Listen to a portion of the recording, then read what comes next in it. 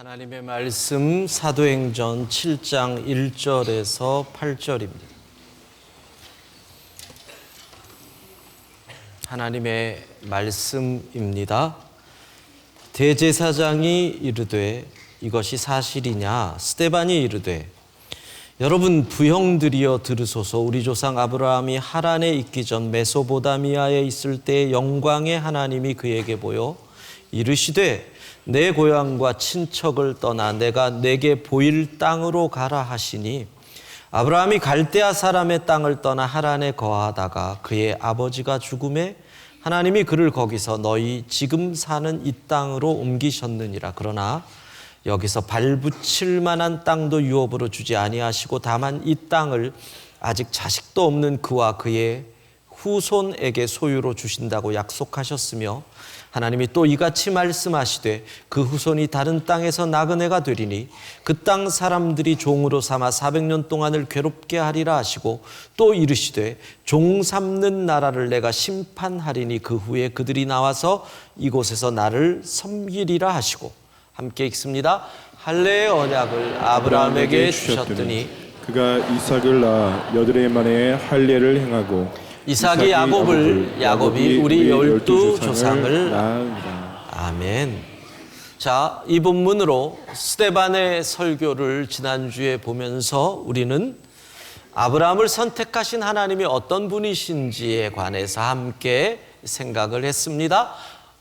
무소부재하신 하나님, 영원 무궁하신 하나님, 전지전능하신 하나님, 기억나시죠? 우리는 전지전능하지 않기 때문에 기억이 안 날 수도 있지요. 따라해 봅시다. 무소부재하신 하나님, 영원 무궁하신 하나님, 전지전능하신 하나님. 예, 그런데 우리 인간이 하나님을 예배하기 위해서 선한 의도로 성전을 건축을 합니다. 그러나 무소부재하신 하나님을 인간이 만들어 놓은 성전 안에 가두어 놓는 어리석음을 범하게 됩니다. 무슨 뜻이에요? 아무리 우리가 가두어 놓으려고 할지라도 하나님이 성전 안에 가둠당하지를 않으시는데 그게 무슨 뜻이냐? 성전 안에서 예배자의 삶과 성전 밖에서 삶이 분리가 된다는 의미예요. 그러니까 교회 안에서는 따뜻하고 자애로운 집사님인데 교회 밖에서는 돈밖에 모르는 사장님이 생기는 거고, 교회 안에서는 사랑 많은 권사님인데 교회 밖에서는 매섭고 손톱 하나 안 들어가는 차가운 사장님이 되는 거죠. 무소부재하신 하나님, 교회 안과 교회 밖을, 성과 속을 분리하는 우리의 신앙의 모습은 무소부재하신 하나님을 성전 안에 가두어 두었기 때문이라는 거죠. 분리, 바리새예요. 그게 분리예요. 사랑하는 성도 여러분, 하나님은 어디서나, 어쩌면 업무 때문에 여러분이 룸사롱에 앉아 있을 그곳에서도 하나님은 어디서나 우리와 함께 하시는 줄로 믿습니다.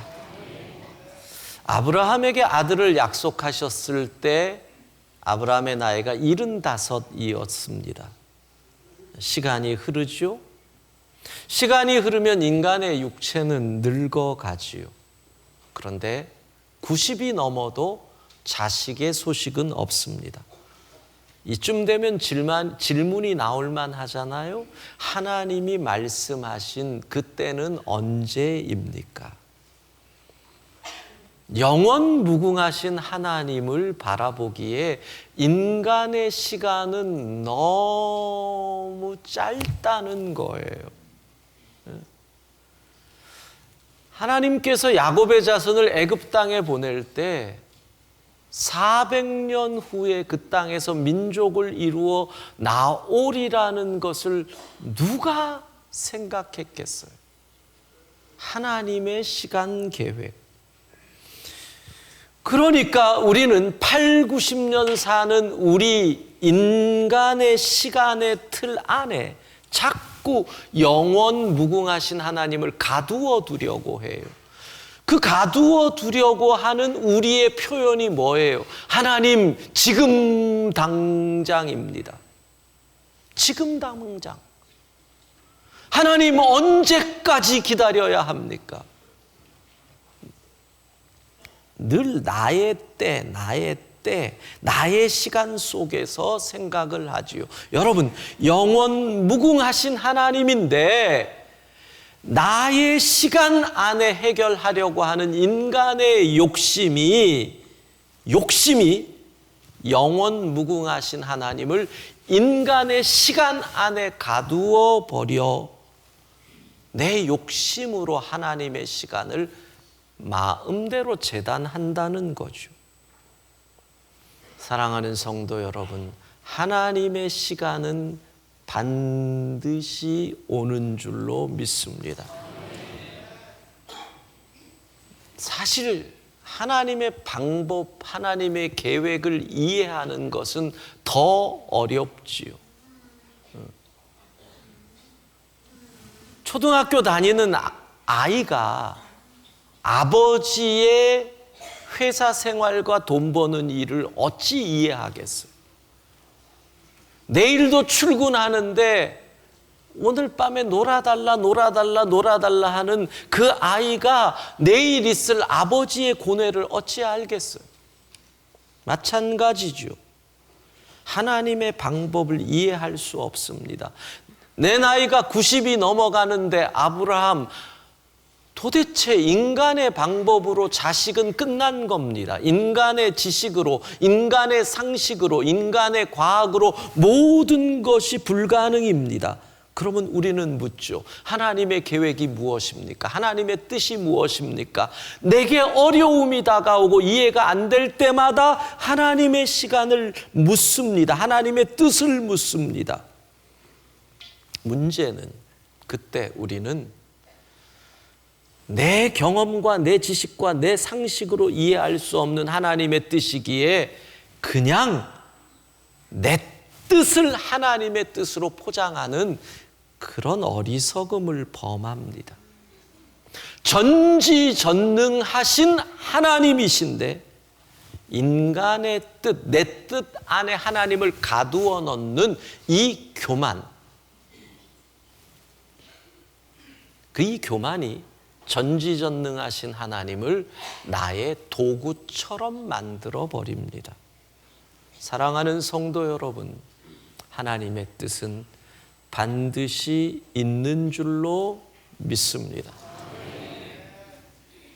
자, 문제는 무소부재하시고 영원 무궁하시고 전지전능하신 그 하나님을 우리 인간이 어떻게 받아들일 수 있을까요? 어떻게 그 하나님과 더불어 갈 수 있을까요? 어떻게 그 하나님을 바라볼 수 있을까요? 내 시야는 한정됐고 내 틀은 작은데 아브라함은 거기에서 해답을 우리에게 줍니다. 성경은 창세기 15장 6절 상반부에 그 방법을 이렇게 얘기합니다. 함께 읽습니다. 아브라함이 여호와를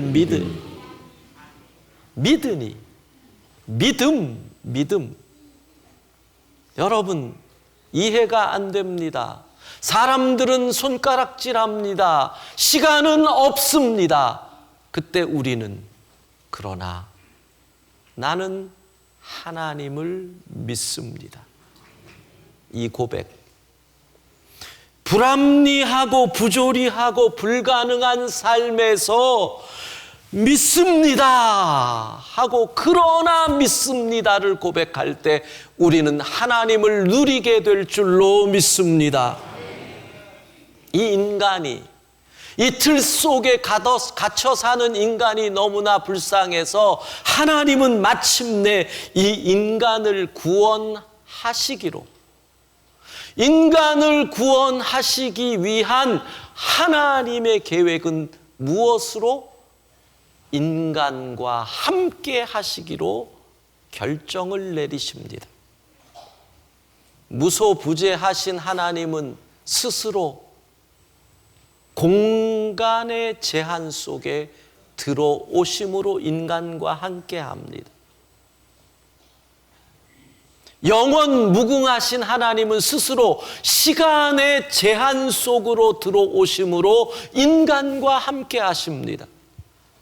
전지전능하신 하나님은 인간의 교만한 계획에 자신의 몸을 내어주심으로 인간과 함께 하십니다. 그 하나님을 우리는 임마누엘이라고 얘기합니다. 우리와 함께 하신 하나님. 하나님이 우리와 함께 하시는 놀라운 사건, 이것이 바로 예수 그리스도이십니다. 아브라함은 그 하나님을 어떻게 누립니까? 믿음으로.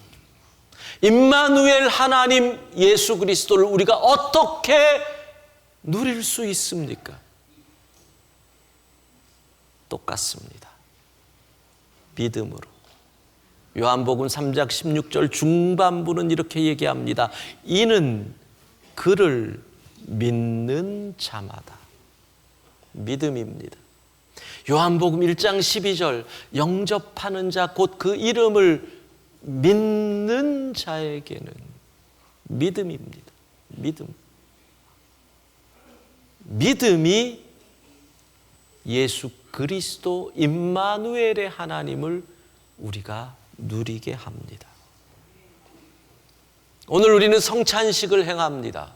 성찬식을 통해서 마찬가지입니다. 믿음으로 떡과 잔을 대할 때 우리는 임마누엘,